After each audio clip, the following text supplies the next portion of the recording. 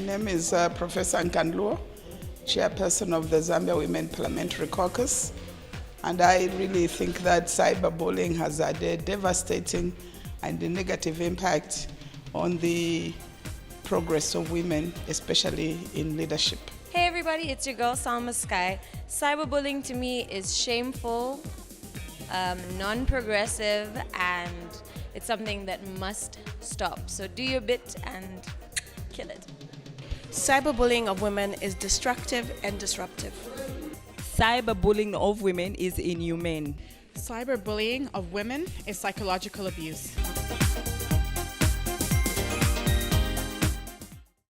So glad you could join us from wherever you're watching us from. We are talking something very interesting today. Social media is at the center of so much in our lives today, the 21st century. They talk about information age, but what sort of information is going on social media? Recently, we've been talking about how negative comments about Zambia have gone out there and ultimately affected what is coming through in terms of business and investment. But we're not taking that channel here. We're talking about the issue of bullying. Now, we're going more zeroing in on a personality, on a person. What does this do to a person if they are bullied on social media? And of course, you know we have a bias towards women. So that is what we'll be talking about today.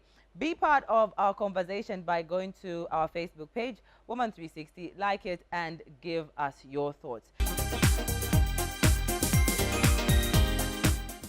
Cyberbullying is a cancer and it must be cured. Hello, I'm Victoria Piri from the Zambia National Women's Lobby. Cyberbullying is not cool, so don't condone it.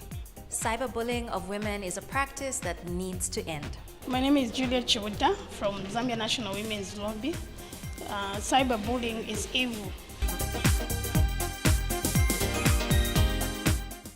I attended an event that had various stakeholders talking about the issue of cyberbullying. We're going to lean more towards the women. David Pardo was one of the first speakers. He is coming from the British Council. He gets the male's perspective, talking about how he feels as a man when women are being bullied on social media, and has said men need to take a stance on how they can protect the women when it comes to cyberspace.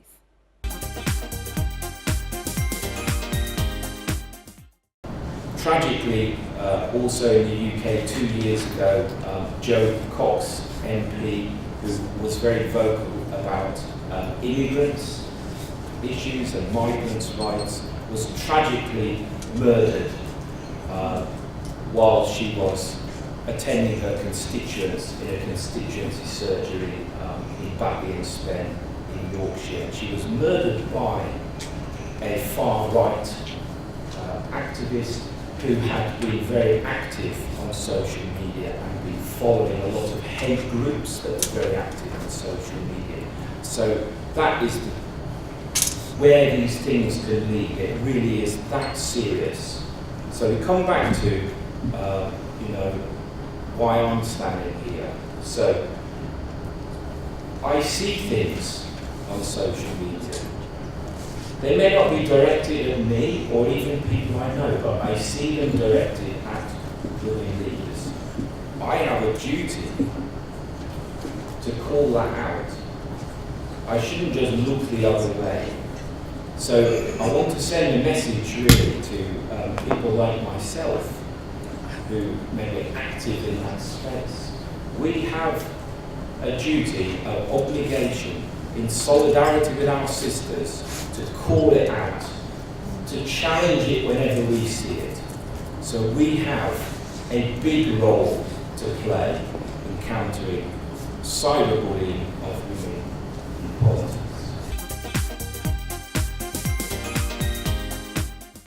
My name is Tumbeko Mblawai. Cyberbullying is weak.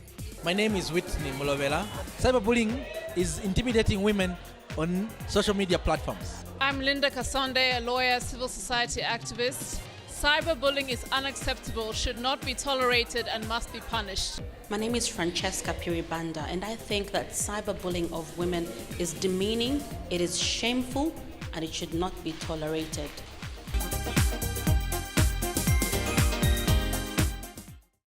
Thank you so much for still watching Woman 360. We are talking cyberbullying of women. Go to our social media page, Woman 360, like it and give us your thoughts.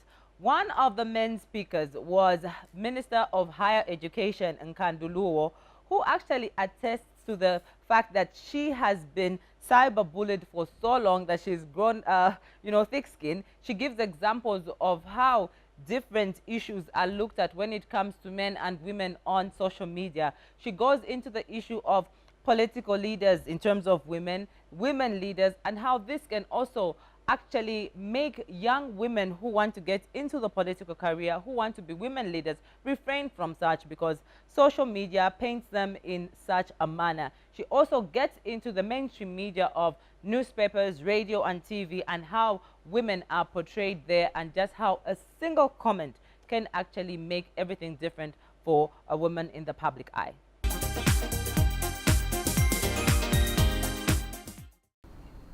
And unfortunately in Zambia, one of the platforms where we are abusing democracy is the social media. And we believe as a country that social media or democracy is about bullying others through insults, through images that they don't identify with. And then when we now stratify for the cyberbullying, again we look at the levels. It's the political leaders that are abused more than anybody else. And again, if you stratify for gender, it's the women that are abused.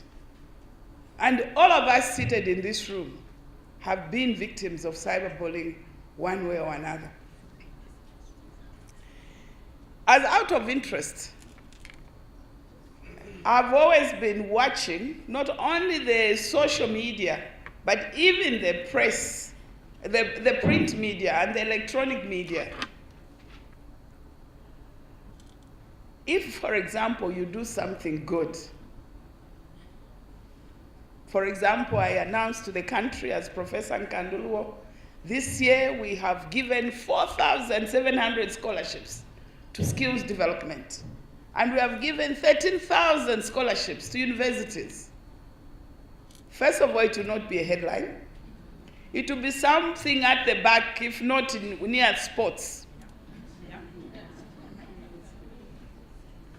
But let them talk about Professor Ngulube dressed in a short miniskirt. Then I'll be headline. With the picture, not only of my short skirt, but of my hair all over the place looking like a zombie. This is what we are going through as leaders in this country. It's like we as leaders are not doing anything good for the country. In particular, we as women. And I do not see any female ministers ever in the headlines. We are somewhere in the 10th page or 14th page. But our colleagues, the male, are always headlines. And I have said to the women's lobby that there are particular things that we need to do as partners. For me, I believe in evidence. I don't believe in talking. We need to do a study to understand why this is the case in this country. Because this has had a devastating impact even on the leadership of this country. It can't happen that 53, 54 years after independence, we should have only 25 women in parliament. Women parliamentarians under social media have been referred to as prostitutes. In fact, I recall reading something. Why does Professor Luo always talk about prostitution, working with Tacinta? Is she a prostitute? Where have you seen a professor who becomes a prostitute, for goodness sake? Do people understand what this is all about? It's because I cannot earn money, so I use my body to earn money. And if you are a professor and you haven't made it in life, then you forget it. There is a big distinct difference. But because they want to bring you down and not even celebrate who you are, they will liken you to something that is totally negative. And yet, one is just helping to lift the lives of the other women out of hazardous situations to be who they can be also and be counted. And that's how bad it is. And we can't continue as a country like this. Time has come for people to celebrate women. And although this is elsewhere, the levels at which it is in Zambia is frightening. And this is why we felt, as the Zambian Women Parliamentary Caucus, for us to be able to sustain the current numbers of women in Parliament and also invite other women to join us in Parliament so that we can achieve the 50-50 that we have signed to as a country, we need to address cyberbullying and we need to call to action. And each one of us here has a role to play in the call to action. For those of us who are in civil society, this is time for us to take on this agenda and talk about it. In the communities that we serve, but also in the international world where we find ourselves. For those of us who are in parliament and politics, time has come for us to call for legislation, because in other countries there is legislation that deals with cyberbullying. And we can't accept it. I appreciate that this is going to stay social media, but it has to be used responsibly. As Minister in charge of education in this country, who is promoting even ICT, I would like it to be used responsibly. I would like us to use ICT for development. Sometimes I even wonder where people find the time to write such long articles full of lies. They take Professor Ngulube's face, they go and dress it on a donkey or something, or a camel. What is this? It is totally unacceptable. So for us as Zambia Women Parliamentary Caucus, our desire as a team is to see more women in politics. Today, we have been joined by, for example, the former chairperson of the Women Parliamentary Caucus, Madam Gertrude Menda, just to show how we value. She's no longer MP for Luena, but she's with us here. Why? Because what is affecting those of us in our politics affect her as well. And even as a rule and a constitution in the Women Parliamentary Caucus, even if you leave Parliament, we always want our former parliamentarians to join us in all what we do, because they have the experience. They can take some of the information that we are discussing to the constituencies where they are, in the professions which they've taken up after leaving Parliament. And therefore, we value today's session, and that's why we're so grateful that when we asked the Women's Lobby to partner with us, they actually jumped at this occasion, and we are here today. And we value all of you that have come, and we are really looking forward to you discussing candidly and openly. It may affect me today and my colleagues here from Parliament, but you don't know when you'll be the next parliamentarian. So if we don't nip it in the back now, it will catch up with you. Although all of us use the social media, but you are the ones who have set up this agenda. Some of you even have pages in your newspapers where you show women's pants and so on, as if nobody knows that we wear pants. Stop it. And I mean stop it. If you want to be showing your own pants as men, you are welcome to do it, but leave the women alone because we are important beings. A lot of people are now warming up to female leaders, and we would like this momentum to continue. But every time people start warming up to us that we are good leaders, and I think we have proven that record, you make sure as the media to destroy that. And immediately you do that, even those that have been aspiring feel, why should I join this group? Which is not a very exciting group to join. And those that have been warming to us to vote us in, they also said, well, let's then vote the men. Time has come for equal opportunities for both men and women. And let us not abuse social media to close the doors for women.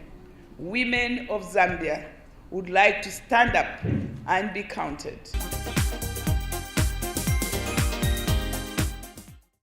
My name is Sambayonga, and I think cyberbullying is an act of cowardice. Be brave and stop cyberbullying. Cyberbullying of women in politics in Zambia is discriminative and must stop. Cyberbullying of women is totally unacceptable. Hi, my name is Costa Mwansa. Hashtag stand up to bullying. Cyberbullying must be condemned in all terms. Now we go to a civil society activist as well as a lawyer. This is Linda Kasonde. She also has her take on this, giving several examples and leaning more to how it not only affects you as a person, but also the people who you interact with, and can also just make the image that has been portrayed be seen as true in such circumstances. Cyberbullying is symptomatic of what's going on in our society, because really we live in a patriarchal society, as are many countries in this world. I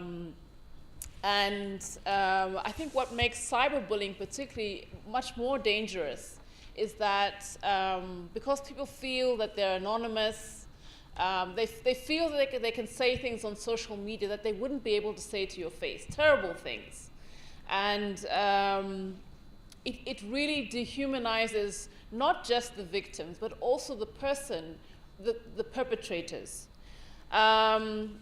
Katebe asked, do women get more abuse?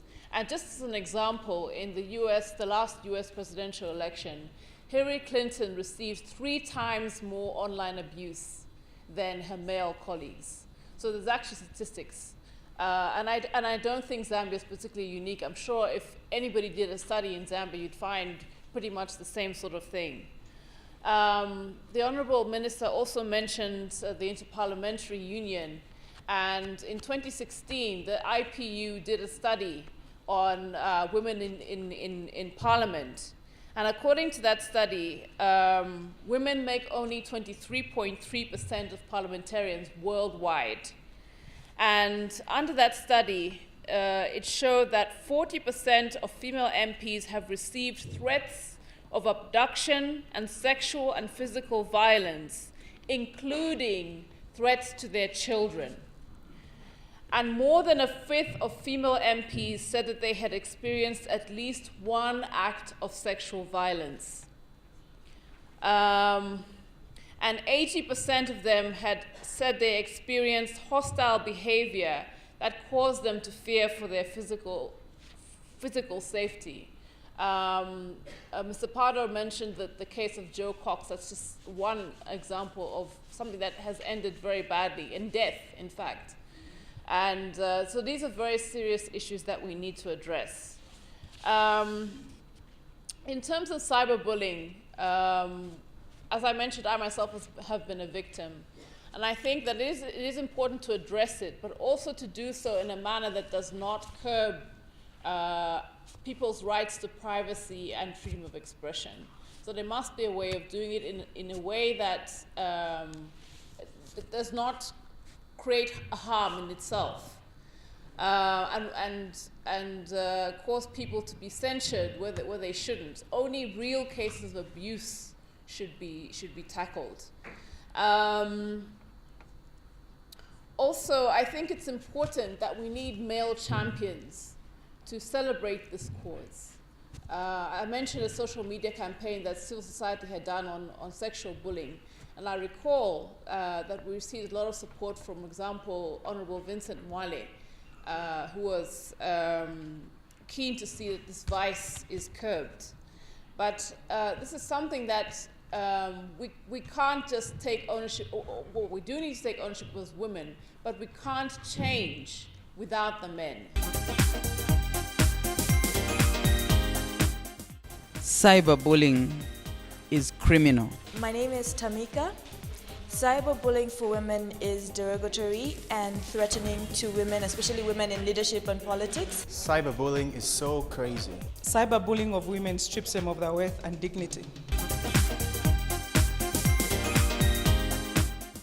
You are still watching Woman 360. Let's get this conversation right here in studio as well as online on our social media page, Woman 360. Let's get this conversation going. Remember, if you're just joining us, we are talking cyberbullying of women. One of the stakeholders that were participating in this talk was ZICTA. Now, ZICTA, you know, is actually the ICT hub of Zambia, and there's so much going on. We won't get into those stories. But Chewe Mtale, the representative from there, goes on to say that Zambians should realize that social media and some of these platforms should not be treated as not real life, something that is detached from what you're experiencing right now as in reality. Make sure that whatever goes onto that space reflects what goes on in real life, and know that the emotions and the frustrations that you take there can have a ripple effect into the real life. They didn't want to be here anymore. It meant that that bullying was actually very hurtful, and I think we do have this disillusion that cyberspace provides us a certain level of anonymity, but we should realize that cyberspace is just the same as the real world. And also, I'd like to talk about the legal framework that ZICTA has currently been tasked with by the Zambian government. So ZICTA has been tasked to oversee cyberspace in the country using the Electronic Communication and Transactions Act of 2009. So this act basically gives ZICTA its cybersecurity mandate. And this act does go to some extent, define some cyber crimes, and also just tries to provide for certain issues such as e-commerce. I think we're all transacting online these days. And with everything that we do, there must be rules. So that act does provide certain provisions which help us as a country to provide some form of security and safety in our cyberspace. Cyberbullying of women is retrogressive and demeaning. Cyberbullying is detrimental to leadership. My name is Olipa Nyirenda from the Zambia National Women's Lobby. Cyberbullying of women is bad. It destroys families. It must come to an end. My name is Andrea, and cyberbullying for women is degrading.